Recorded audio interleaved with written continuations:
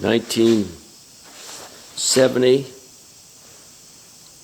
Merc 400, 40 horsepower, made for 2 years. They had it available in 71 as well.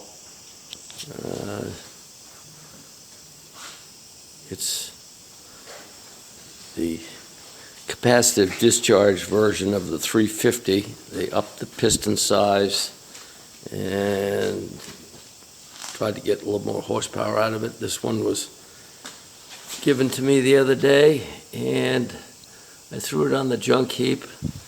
And then I decided, well, it's a very different engine. It was when they were attempting to make the capacitive discharge work on a two-cylinder engine. The six-cylinder had been done in '66 with maker points in the ignition box, and then they did the four-cylinder 650 and 500 capacitive discharge with a distributor cap to distribute the spark, and then they had a change for the 50. They came out with an alternator-driven one, still with a distributor cap, to distribute that spark that was being generated. But on the two-cylinder, they didn't really have the option of putting in a distributor cap relatively inexpensively. So this engine has some very innovative ideas to distribute that spark alternately to the pistons, and they did it with a sort of a built-in distributor cap. And we will be taking this engine apart and taking a look at that. It did not work well. It had a lot of warranties on it, and but I think it ended up being the driver to make a fully electronic spark distribution on the two-cylinder engines. As you can see, the service bulletins 1969-6 does not mention the 400. The 350 was still available. The 350, which was the predecessor to the 400, had a different induction system. It had a divider between the two piston exhaust strokes. As you can see right here, they were isolated, and on this one they are not. But this engine, this 350, had a different piston. As you can see, it was a older style, more like the Merc 1000 that the 350 was based on. Was a two-cylinder version of the Merc 1000, the early 1000. And the 400 was based on the 115, which had the newer style pistons, with quite a bit different engine. It had a water-cooled exhaust manifold inside this engine right here. I think they were basically not going to do anything like that because it was expensive and it wasn't really necessary. And they also, instead of making an end cap like the 350 had, this one did not. It was built into the block, and I think it was a cost savings. You can see the 350 has an end cap, a bottom end cap, which I'm sure is a more expensive process. So they were looking for that 5 more horsepower plus on this engine, but I think they were also looking to save a little bit of money. But like I say, it came down to that ignition system that really made this engine trip up. Here we have the Merc 400, covers off.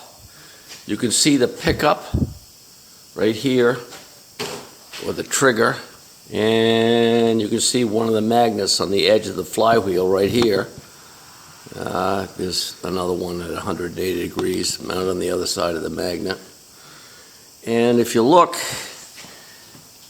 you can see the distributor, or what pass for a distributor underneath the flywheel. We will take that apart and take a look. And here's the coil. You can see that coil, and the high tension lead of it goes up underneath of the flywheel as well. Here's the switch box. That's what we called them. We didn't really know what the hell they were, but there was some mystery. And at this point, the Thunderbolt analyzer had not come out, which made things even worse. I think what it included was the SCR switches, the circuitry, and basically a rather large condenser to store the energy being generated by the flywheel stator.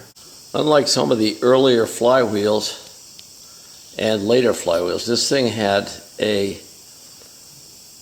flywheel puller that you had to pull these two screws. You can see they have lock washers under them. The rest of them are staked or Loctited. And these two you can pull and use a 2-bolt puller. Let's go. Here's a flywheel. Heavy magnets all the way around. So they were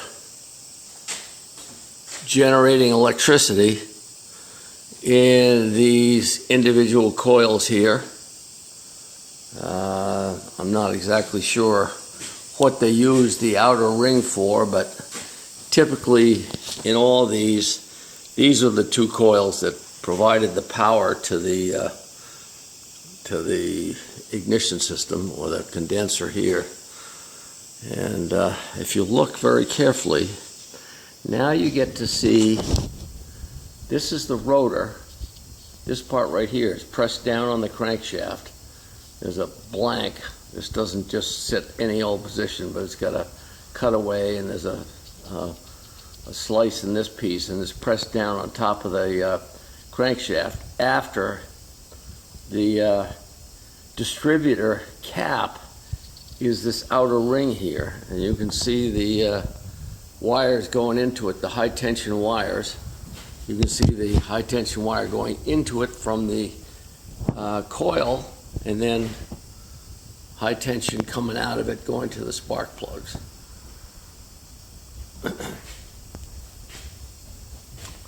So we had a single coil. I don't really sort of wonder why they didn't go with waste fire. You could have fired both coils without having a distributor at all, probably with ignition, but or maybe there wasn't enough juice to provide the power to the condenser to fire it that many times. But they certainly had the means to fire it for each cylinder. I'm not really sure what was going on. It seems like it sort of had two systems overlaying each other. One system to distribute the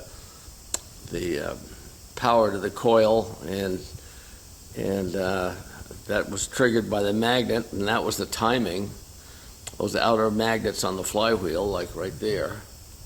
So I'm really not understanding why they had to do it twice, but I'm sure there was a good reason.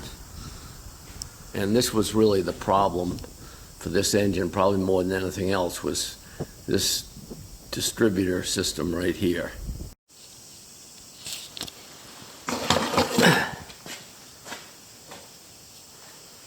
This is the trigger system that's tripped by the two outer magnets that we saw on the flywheel, and it was hooked to this and ground. So my guess is that that was the signal to discharge the energy into the coil, which is this green terminal right here. And these two right here are inputs, probably low and high speed inputs from these two coils right here. And the brown wire is the kill.